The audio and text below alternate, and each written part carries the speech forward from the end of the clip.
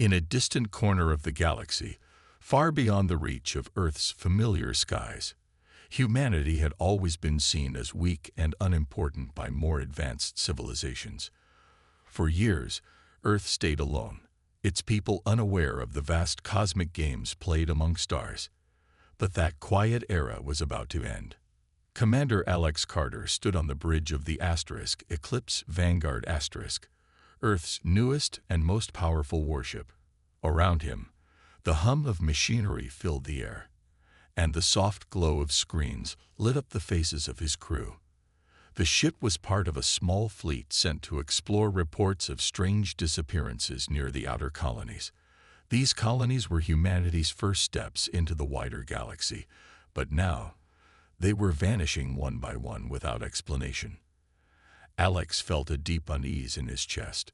Something big was coming, and he wasn't sure if they were ready for it.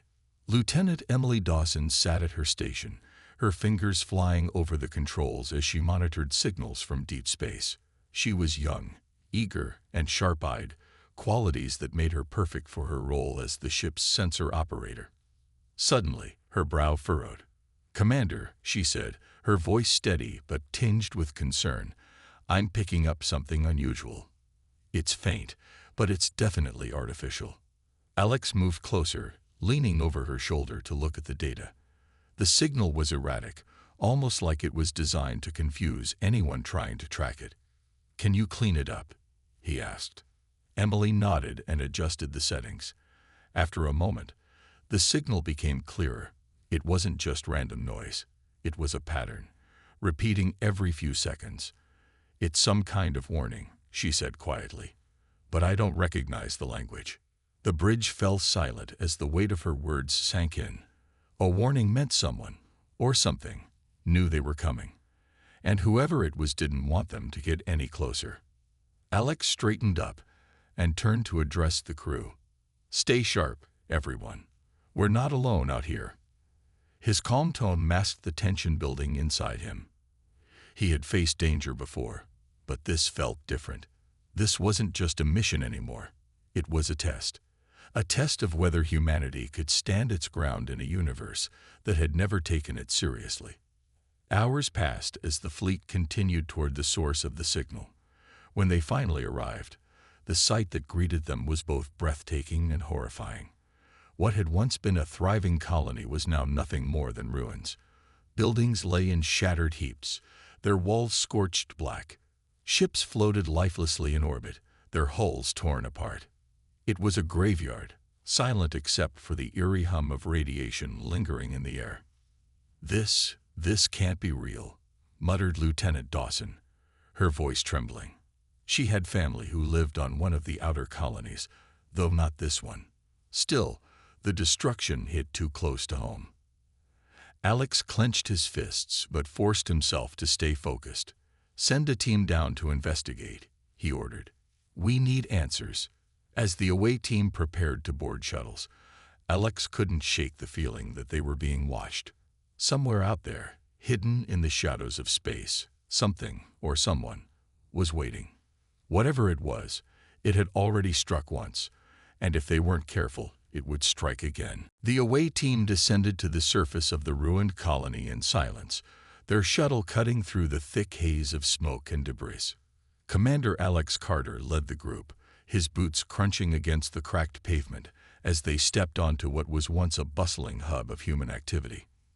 Now, it was a wasteland. The air smelled of ash and burnt metal, and the silence was heavy, broken only by the distant creak of collapsing structures. Lieutenant Emily Dawson adjusted her helmet, her breath fogging up the visor for a moment. She scanned the area with her handheld device, searching for any signs of life or clues about what had happened here. "There's nothing," she said finally, her voice low. "No bodies, no survivors. It's like everyone just disappeared." Alex nodded grimly. He had seen destruction before, but this was different. There was no sign of a fight, no evidence of resistance. Whoever had done this had been quick and efficient, leaving behind only ruins and unanswered questions. As the team moved deeper into the colony, they stumbled upon something strange. a massive symbol carved into the ground. It looked alien, jagged lines forming a shape that seemed almost alive. "What is that?" one of the soldiers muttered, gripping his weapon tightly. Before anyone could answer, a loud screech echoed through the air. Everyone froze, their heads snapping toward the sound. From the shadows emerged figures, tall, insect-like creatures with glowing eyes and razor-sharp claws. They moved with unnatural speed, surrounding the team in seconds. "Vraken!" Alex shouted, recognizing the species from classified reports. The Vraken were known across the galaxy as ruthless conquerors, enslaving weaker civilizations without mercy, but they had never ventured this close to Earth before. Until now. One of the creatures stepped forward, its voice a harsh rasp that crackled through a translator device strapped to its chest. "You are not welcome here," it said. "Leave or perish." Alex raised his hand slowly, signaling for his team to stay calm. "We're not looking for trouble," he replied. "We just want to know what happened to this colony." The creature tilted its head, as if amused. "This world belonged to us now. Your kind abandoned it. We took what was ours." Before Alex could respond, the situation escalated. One of the soldiers panicked and fired his weapon, hitting the lid Vraken in the shoulder. The creature roared in pain and fury, and the rest of the group lunged forward, weapons drawn. Chaos erupted. The humans fought back fiercely, but the Vraken were stronger and faster. Alex grabbed Emily's arm and pulled her behind cover as energy blasts zipped past them. "Fall back," he yelled. "Get to the shuttle." They ran through the crumbling streets, dodging attacks and returning fire whenever they could. Behind them, the Vraken pursued relentlessly, their screeches filling the air. Just as the shuttle came into view, a blast struck nearby, sending Alex sprawling to the ground. "Commander!" Emily cried, rushing to help him up. Together, they stumbled toward the shuttle, where Captain Ryan Lewis was already waiting with the engines running. Bullets and energy beams flew around them as they leaped inside, slamming the hatch shut just in time. As the shuttle lifted off, Alex collapsed into a seat, breathing heavily. His uniform was torn and blood trickled down his arm, but he was alive. So was his team, at least most of them. One soldier hadn't made it back. Ryan glanced over his shoulder, his face pale but determined. "We underestimated them," he said. "They're stronger than we thought." Alex nodded, staring out the window at the ruined colony below. The Vraken watched them leave, their glowing eyes filled with contempt. For now, the humans had escaped, but the message was clear. Earth's days of isolation were over. If humanity wanted to survive, it would have to fight. And win. Back on Earth, the news of the attack spread quickly through military channels. The images and reports sent by Commander Alex Carter painted a grim picture. An advanced alien race, the Vraken, had struck without warning, leaving destruction in their wake. The message was clear. Earth was no longer safe to stand idly by. Humanity needed to act, and it needed to act fast. President Laura Bennett stood at the podium in the United Nations Assembly Hall, her expression stern but resolute. The room was packed with leaders from every nation, their faces reflecting a mix of fear and determination. "For too long," she began, her voice steady and strong, "we have believed ourselves to be alone in the universe. We thought we could remain isolated, untouched by the conflicts of the stars. But today, we know that is not true. Today, we face a choice: surrender or fight." Her words echoed through the chamber, met with murmurs of agreement. Laura continued, her tone growing more urgent. "The Vraken see us as weak. They believe we will not retaliate. But they are wrong. We are united. And together, we will show them the strength of humanity." With that, she ordered the mobilization of Earth's strongest armada, a fleet of warships, fighters, and support vessels designed to protect humanity at all costs. Leading this massive operation would be Admiral Charles Mitchell, a man known for his sharp mind and bold strategies. Though he was older, with gray hair and deep lines etched into his face, his eyes still burned with intensity. He had spent decades preparing for a moment like this, and now it had arrived. Across the globe, bases sprang to life as soldiers, pilots, and engineers prepared for the mission ahead. Among those called to serve were two young recruits, Daniel Harper and Olivia Hayes. Daniel was a skilled pilot with a cocky grin that hid his nerves, while Olivia was a quiet but brilliant tactician who preferred maps and simulations to flashy displays of skill. Both had joined the military hoping to make a difference, but neither had imagined they'd be facing an alien invasion so soon. At the main command center, Daniel sat in the cockpit of his fighter ship, running pre-flight checks. His hands moved quickly over the controls, his mind racing with thoughts of what lay ahead. "You think we're ready for this?" he asked Olivia, who stood nearby reviewing mission plans on a tablet. Olivia glanced up, her dark eyes thoughtful. "Doesn't matter if we're ready," she replied. "We don't have a choice. If we don't stop them, no one will." Their conversation was interrupted by the sound of boots approaching. It was Admiral Mitchell, flanked by officers carrying datapads and charts. His gaze swept over the hangar, taking in the flurry of activity. When he spoke, his voice carried authority. "Listen up," he barked. "This isn't just about protecting Earth. This is about proving to the galaxy that we won't back down. The Vraken underestimated us once. They won't do it again." As the days passed, the Armada grew stronger. Ships were equipped with cutting-edge weapons and shields, and crews trained tirelessly for the battles to come. Engineers worked around the clock to repair damaged vessels and develop new technologies. Morale was high, fueled by a shared sense of purpose. For the first time in history, humanity wasn't divided by borders or politics. It was united under a single goal: survival. But even amid the preparation, doubts lingered. In private moments, some wondered if they truly stood a chance against such a powerful enemy. Others questioned the cost of war. If victory came at the expense of countless lives, was it worth it? These thoughts weighed heavily on Alex Carter, whose report had sparked the entire operation. He knew the road ahead would be brutal, but he also knew there was no turning back. When the final orders came, the fleet gathered in orbit, ready to launch into the unknown.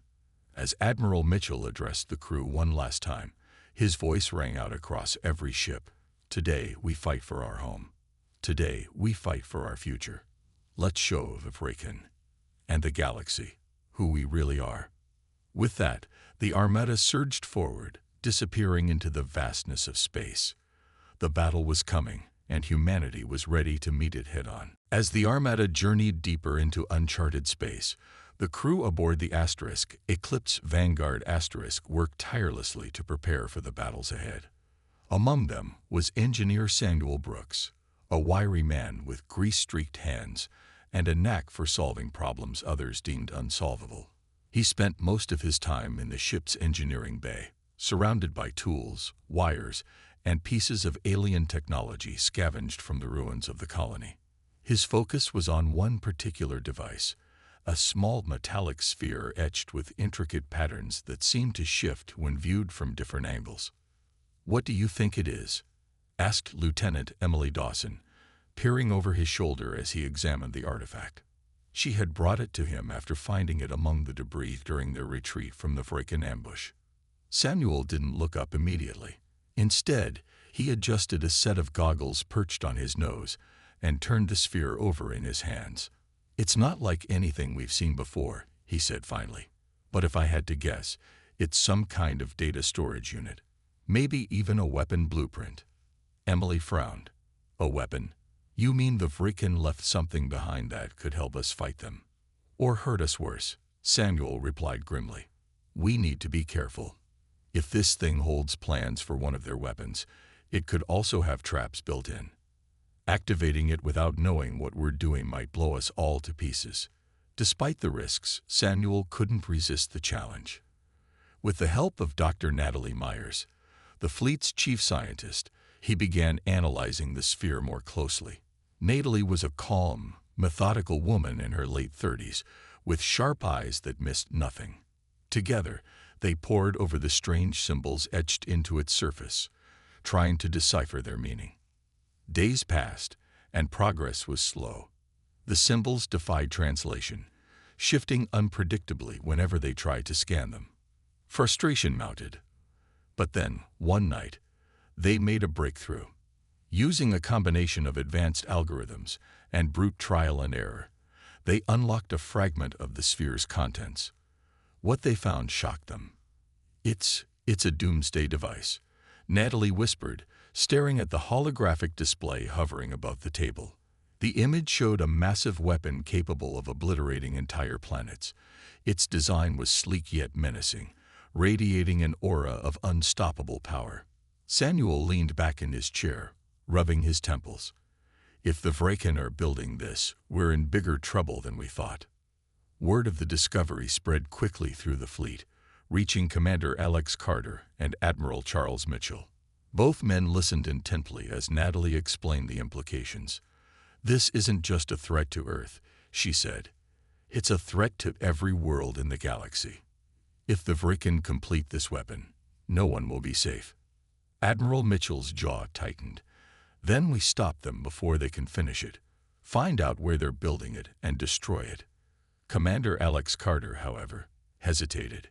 "Destroying it won't be easy, and even if we succeed, using this kind of knowledge, it changes us. Are we really willing to become like them?" The question hung heavy in the air.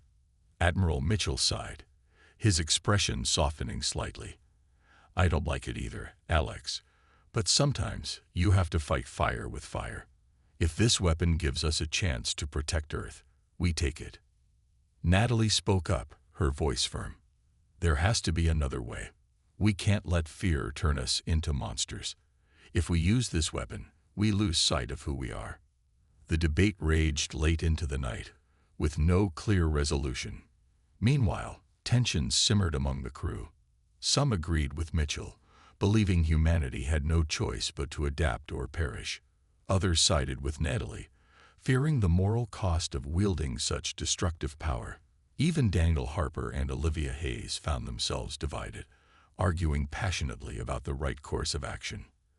As the fleet pressed onward, the weight of the decision bore down on everyone. They were heading toward war, but the question remained: would they emerge victorious, or sacrifice their humanity along the way? Admiral Charles Mitchell stood on the bridge of the Eclipse Vanguard *, studying a holographic map of Vraken territory. The fleet was still days away from their target, but every moment counted. The discovery of the Doomsday Weapons blueprint had changed everything. If the Vraken completed it, Earth and countless other worlds would be doomed. There was no room for hesitation now. "We need to get closer," Admiral Mitchell said, turning to Commander Alex Carter. "But we can't risk being detected until we're ready to strike." Alex nodded, his face tight with determination. "We'll use the cloaking technology we salvaged from the ruins. It's not perfect, but it should keep us hidden long enough to infiltrate their defenses." The cloaking system had been reverse-engineered by engineer Samuel Brooks and his team. Though experimental, it promised to render the fleet invisible to Vraken sensors, at least for a short time. With careful planning, they hoped to slip past enemy patrols and reach the heart of Vraken space undetected. As preparations continued, Lieutenant Chloe Bennett prepared her squadron of stealth fighters. Chloe was young but fearless, with sharp instincts that made her one of the fleet's top pilots.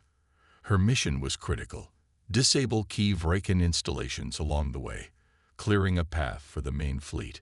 She reviewed the plan one last time, committing every detail to memory. "Remember," Alex told her before she boarded her ship, "speed and precision are everything. Hit your targets and get out. Don't engage unless absolutely necessary." Chloe gave him a confident nod. "Understood, Commander. We won't let you down." The Armada moved cautiously, each ship enveloped in the shimmering haze of the cloaking field. For hours, they traveled in silence, the tension aboard every vessel palpable. Pilots gripped their controls tightly, engineers monitored systems obsessively, and gunners waited anxiously for the order to fire. The stakes were too high for mistakes. Chloe's squadron led the way, darting ahead to scout for enemy activity. They encountered several Vrekin patrols, but thanks to the cloaking technology, they remained unseen. When they reached the first target, a massive communications relay, Chloe signaled her team to move into position. "Stay sharp," she whispered over the comms. "This is it." One by one, the fighters descended toward the relay station, releasing EMP charges designed to disable it without causing an explosion. The operation went smoothly at first, but just as they were about to withdraw, alarms blared across the station. A Vrekin scout ship had spotted them. "Scramble," Chloe shouted, her voice steady despite the sudden chaos. The squadron scattered, weaving through bursts of enemy fire as they raced back toward the safety of the fleet. Chloe's fighter took a glancing hit, sending sparks flying inside her cockpit. Her heart pounded as she fought to maintain control, narrowly dodging another blast. Behind her, two Vrekin ships closed in, their weapons blazing. "Hold on, Bennett," came a voice over the comms. It was Daniel Harper, who had broken formation to provide cover. His fighter swooped in, drawing the enemy's attention and giving Chloe a chance to escape. With gritted teeth, Chloe pushed her ship to its limits, finally slipping out of range. She glanced back at the pursuing ships, relief washing over her as Daniel managed to shake them off and rejoin the group. Back aboard the Eclipse Vanguard *, Alex greeted Chloe with a mix of pride and concern. "You okay?" he asked as she climbed out of her fighter.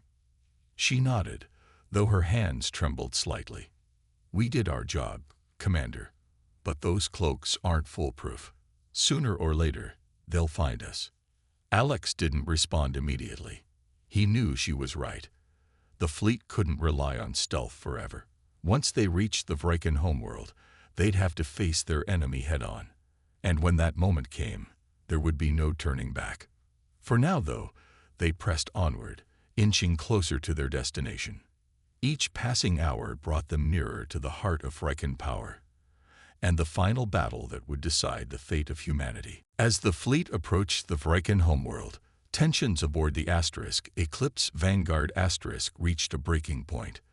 The crew had been pushing themselves to the limit for days, and exhaustion was beginning to show. But there was no time to rest. Every decision they made now could mean the difference between victory and disaster. Lieutenant Marcus Wright sat at his communication station, his fingers flying over the controls as he monitored incoming signals. He was a quiet man, often overlooked in the hustle of the bridge, but his job was critical. It was his responsibility to ensure the fleet stayed connected, relaying orders and updates between ships.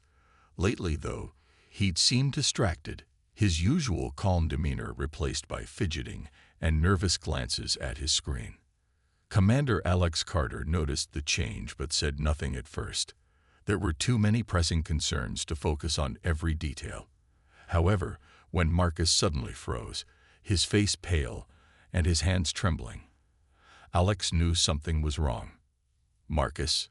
Alex asked, stepping closer. "What's going on?" Marcus hesitated, sweat beading on his forehead. Finally, he spoke, his voice barely above a whisper. I've been sending information to someone. Not by choice. They threatened my family back on Earth. If I didn't cooperate, they said they'd hurt them." The room fell silent. Betrayal was a word no one wanted to hear, especially now. Alex clenched his fists but kept his voice steady. "Who were you talking to? And what did you tell them?" "It was another faction," Marcus admitted. "They said they could protect Earth if I gave them details about our plans. I didn't know who they really were. I swear, I thought I was doing the right thing." Admiral Charles Mitchell arrived just in time to hear the confession. His expression hardened, but he listened carefully as Marcus explained everything. When the lieutenant finished, the admiral let out a heavy sigh. "This complicates things," he said. "If this other faction knows our moves, we're walking into a trap." Alex turned to Mitchell. "We can't afford to ignore this. We need to decide what to do with him, and fast. Some members of the crew argued that Marcus deserved mercy. He had acted under duress after all, and his family was still in danger. Others believed betrayal, even forced, couldn't go unpunished. The debate grew heated, dividing the command team at a time when unity was crucial. In the end, Admiral Mitchell made the call. "Lock him in the brig until we deal with the Vraken," he ordered. "After that, we'll figure out how to handle this mess. Right now, our priority is stopping them." Marcus nodded, tears welling up in his eyes. "I'm sorry," he whispered as two guards escorted him away. "I never wanted any of this." The betrayal left a bitter taste among the crew. Trust was fragile, and Marcus's actions reminded everyone how easily it could shatter. Still, there was work to do. With their course set for the Vraken homeworld, the fleet prepared for the final push. Dr. Natalie Myers, who had been monitoring the situation closely, pulled Alex aside later that day. "This isn't just about Marcus," she said quietly. "People are scared. They're questioning whether we're doing the right thing. If we don't hold ourselves together, we won't stand a chance against the Vraken." Alex nodded, knowing she was right. "Then we remind them why we're here," he replied. "We fight for Earth, for every person counting on us to come home." Her words lingered in his mind as the fleet entered the final stretch of their journey. Ahead lay the Vraken homeworld, a fortress surrounded by layers of defenses. The battle would be fierce and the cost high. But despite the weight of doubt and betrayal, the crew steeled themselves for what was to come. They weren't fighting just for survival anymore. They were fighting for hope, for a future where humanity could stand tall among the stars. The Armada approached the Vraken homeworld with a mix of determination and dread. The planet loomed ahead, its surface covered in jagged mountains and sprawling cities connected by glowing energy pathways. Above it, a network of orbital defenses bristled with weapons, ready to repel any intruder. This was the heart of the Vraken Empire, and breaching it would require precision, bravery, and sacrifice. Admiral Charles Mitchell stood on the bridge of the Eclipse Vanguard *, his eyes fixed on the holographic display showing their plan of attack. "All right, people," he said, his voice firm but calm. "This is it. Stick to the plan, and don't let up for a second. We've come too far to fail now." Commander Alex Carter nodded, gripping the railing as he watched the fleet form into position. The cloaking technology had gotten them this far, but they couldn't rely on it forever. Once the battle began, every ship would be exposed. The first wave of fighters surged forward, led by Lieutenant Chloe Bennett, tasked with disabling key installations in orbit. Their success would determine whether the larger ships could break through. Chloe's squadron darted between enemy vessels, their movements swift and precise. Energy blasts lit up the darkness of space as Vraken ships scrambled to respond. Despite the chaos, Chloe remained focused, her fighter weaving through the storm of fire. "Target the relay stations," she shouted over the comms. "We need to cut their communications." One by one, her team struck their targets, explosions rippling across the battlefield. But the Vraken weren't easily outmatched. Reinforcements poured in, overwhelming some of the human fighters. Daniel Harper dove in to cover a teammate who had taken heavy damage, his own ship shuddering under enemy fire. "I'm hit," he called out, his voice strained. "I can't hold them off much longer." "Fall back, Harper," Alex ordered. "We'll cover you." Back aboard the Eclipse Vanguard *, Sergeant Kevin Doyle manned a critical relay station that kept the fleet coordinated. His hands moved quickly over the controls, rerouting power to damaged systems and ensuring communication lines stayed open. Without him, the entire operation would fall apart. Sweat dripped down his face as alarms blared around him, but he refused to leave his post. Then came the moment everyone feared. A massive Vraken warship broke through the defensive line, its cannons aimed directly at the Eclipse Vanguard *. "Brace for impact," Alex yelled as the ship rocked violently from an incoming blast. In the chaos, Kevin realized the relay station was about to overload. If it went down, the fleet would lose its ability to coordinate, and likely the battle itself. Without hesitation, he activated the manual override system, knowing it would lock him inside the chamber until the surge passed. "Doyle to bridge," he said calmly over the comms. "I'm stabilizing the relay. Don't wait for me." "No," Alex shouted, rushing toward the station. But it was too late. The doors sealed shut, trapping Kevin inside as the energy surge engulfed the room. Lights flickered across the ship before stabilizing, and the crew breathed a collective sigh of relief. They were still in the fight, but at a terrible cost. When the doors finally opened, Kevin was gone. All that remained was his uniform badge, scorched but intact. Alex picked it up, his throat tight with emotion. "He saved us all," he muttered, slipping the badge into his pocket. "We owe him everything." The battle raged on, each side refusing to yield. Slowly but surely, the human fleet pushed through the orbital defenses, clearing a path toward the planet below. Exhausted but determined, the crew pressed forward, knowing the hardest part was yet to come. They had breached the outer layers of the Vrekan stronghold, but the true test awaited them on the surface. As the Eclipse Vanguard descended toward the capital city, Alex glanced at the empty spot where Kevin had worked just moments before. Sacrifices like his were why humanity had made it this far, and though the cost was high, there was no turning back now. The Eclipse Vanguard descended through the thick, smog-filled atmosphere of the Vrekan homeworld, its hull groaning under the strain of atmospheric entry. Below, the capital city sprawled across the landscape like a living organism, its towering spires and glowing veins of energy pulsing with alien power. This was the heart of the Vrekan Empire, and at its center lay the throne room of the Overlord, the cruel ruler who had orchestrated humanity's suffering. Commander Alex Carter led a small strike team onto the surface, their mission clear: confront the Overlord and end the threat once and for all. Among the group were Captain Ryan Lewis, who had recovered from his earlier injuries, and Lieutenant Emily Dawson, her face set in grim determination. They moved cautiously through the streets, which were eerily silent except for the hum of distant machinery. The air smelled metallic, and shadows stretched long under the dim red sun. "This place feels wrong," Emily whispered, clutching her weapon tightly. "Like it's alive." Alex nodded but didn't respond. He couldn't shake the feeling that they were being watched. Every step forward felt heavier than the last, as if the city itself resisted their presence. Still, they pressed on, following the coordinates Dr. Natalie Myers had provided. She believed the Overlord's throne room was located deep within the central citadel, a fortress surrounded by layers of guards and traps. As they neared the citadel, resistance grew fiercer. Vrekan warriors emerged from hidden alcoves, their claws glinting in the low light. The humans fought back fiercely, but the aliens' speed and strength made every encounter deadly.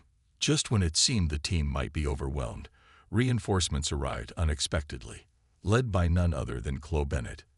"I told you I'd have your back," Chloe said with a grin as she fired her rifle, taking down 2 Vrekan soldiers in quick succession. Alex allowed himself a brief smile before refocusing. "Good timing, Bennett. Let's keep moving." Inside the citadel, the corridors twisted and turned like a maze, designed to confuse intruders. The walls shimmered faintly, as if shifting to block certain paths while opening others. It was disorienting, but Alex trusted Natalie's intel. She had studied Vrekan architecture patterns and guided them via comms. "You're close," she said over the channel. "Just a little further."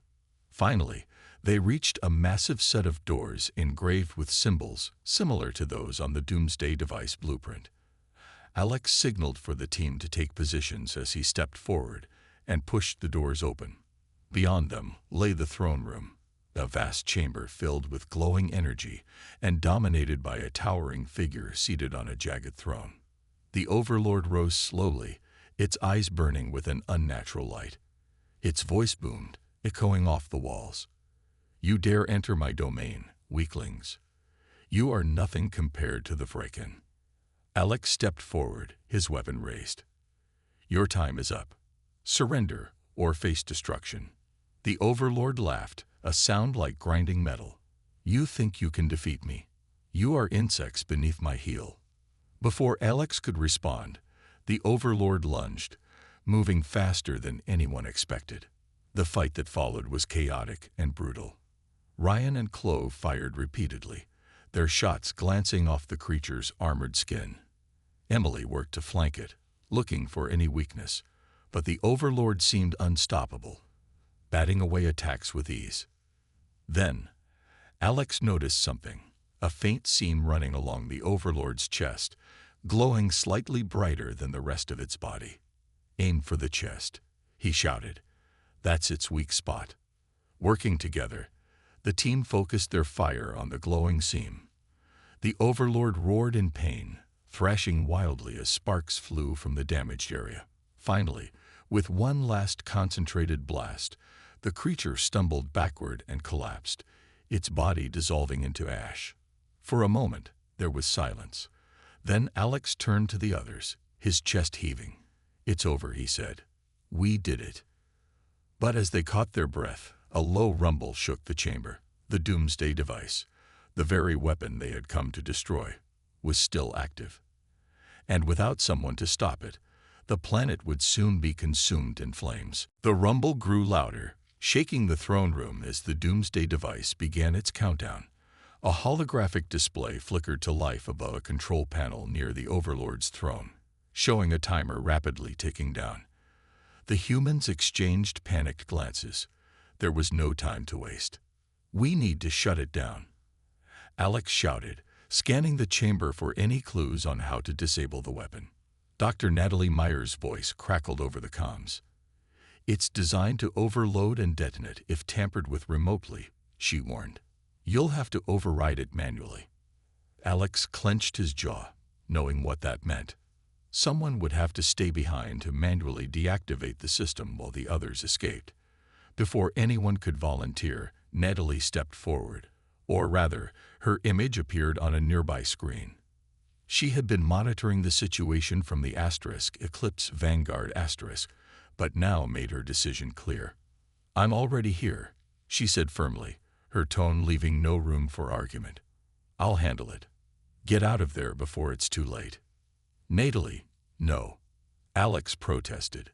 There has to be another way. There isn't, she replied, her voice softening slightly. This is bigger than me, Alex. Bigger than all of us. If this thing goes off, it won't just destroy this planet. It'll wipe out entire systems. I can stop it, but I need you to trust me. Ryan placed a hand on Alex's shoulder. She's right, he said quietly. We don't have time to argue. Tears welled up in Emily's eyes as she looked at Natalie's face on the screen. Please, there has to be something we can do. Natalie smiled faintly. Tell my daughter I'm proud of her, she said, her voice steady despite the weight of her sacrifice. And tell her mom, I love her. Before anyone could respond, Natalie ended the transmission. Moments later, her physical presence appeared in the doorway, having arrived earlier via shuttle to assist the team. She carried a portable terminal under one arm and moved quickly toward the control panel where the doomsday device's core hummed ominously. Go, she ordered, waving them away. I've got this. Alex hesitated, torn between duty and loyalty. But Ryan grabbed his arm and pulled him back. We can't help her now, he said. If we stay, we're all dead. Reluctantly, Alex nodded and led the group out of the chamber. As they ran through the twisting corridors of the Citadel, the sound of alarms blared behind them, growing louder with each passing second. Natalie worked furiously at the console, her fingers flying over the keys as she tried to bypass the weapon's safeguards. Sweat dripped down her face, but her focus never wavered. Outside, the strike team reached their extraction point just as the shuttle descended to meet them. Alex glanced back toward the Citadel, his heart heavy. He wanted to believe Natalie would find a way out, but deep down, he knew the truth. Back inside the throne room, Natalie completed the override sequence. The timer froze, mere seconds away from zero. For a brief moment, relief washed over her face. Then, the device emitted a high-pitched whine, signaling an imminent self-destruct. There was no time to escape. "This is it," she whispered to herself, closing her eyes. A single tear rolled down her cheek as she pressed the final command to ensure the weapon wouldn't reactivate. Around her, the chamber began to collapse, energy surging uncontrollably. On board the shuttle, Alex stared out the window as a brilliant flash lit up the horizon. The citadel crumbled into dust, swallowed by the explosion. Silence fell among the crew, broken only by the sound of someone sobbing softly. Natalie was gone, but because of her bravery, countless lives had been saved. As the shuttle ascended toward the waiting fleet, Alex clenched his fists. Humanity had won, but the cost had been staggering. Each sacrifice weighed heavily on his soul, reminding him that victory was never without scars. Still, they had done what many thought impossible. They had stood against the Vraken and emerged victorious. Now, it was time to go home. The surviving members of the Armada returned to Earth as heroes, though none of them felt like celebrating. The journey back was somber, filled with quiet reflection and shared grief. Each crew member carried the weight of what they had lost: friends, comrades, and mentors who had given everything to protect humanity. Among them, Commander Alex Carter sat alone in his quarters, staring at the badge of Sergeant Kevin Doyle and the last message from Dr. Natalie Myers. Their sacrifices haunted him, but he knew their bravery had changed the course of history. When the fleet finally entered Earth's orbit, the planet below seemed brighter than ever before. News of the victory had spread quickly, and millions gathered in cities and towns to welcome the returning soldiers. Monuments were already being erected to honor those who had fallen, including Natalie and Kevin. Their names would be remembered for generations, etched into the annals of human history alongside other great heroes. President Laura Bennett addressed the nation from a grand stage set up near the United Nations headquarters. Behind her stood Admiral Charles Mitchell, Commander Alex Carter, and the rest of the leadership team. Her voice rang out strong and clear, carrying both pride and sorrow. "Today, we celebrate not just a victory, but the spirit of humanity itself," she said. "We faced an enemy stronger and more advanced than us, yet we stood our ground. We proved that even the smallest voices can rise up when united." Alex listened quietly, his hands clasped tightly behind his back. He thought about Natalie's final words and wondered if her daughter truly understood the magnitude of her mother's sacrifice. He made a mental note to visit her family personally, to thank them, and ensure they never felt forgotten. Later that evening, Alex stood on a balcony overlooking the city skyline. The lights twinkled like stars, a reminder of the vast universe beyond Earth's atmosphere.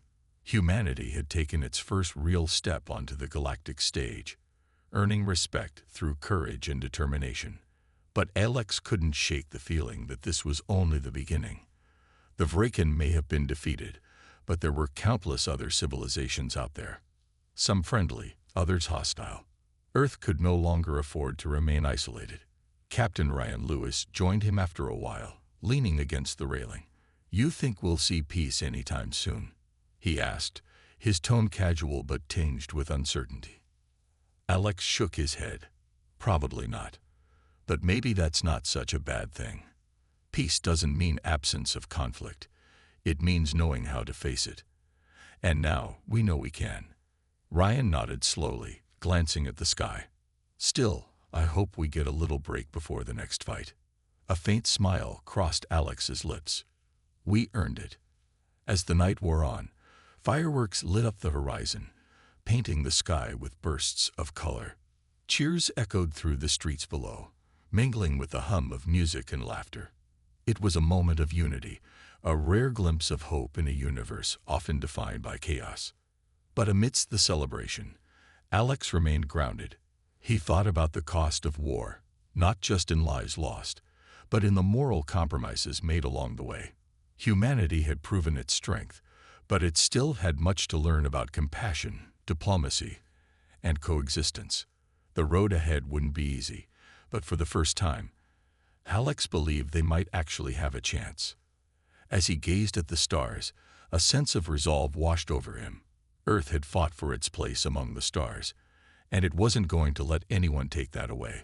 Whatever challenges lay ahead, humanity would face them together, as one people, under one sky, reaching toward the infinite possibilities of the cosmos.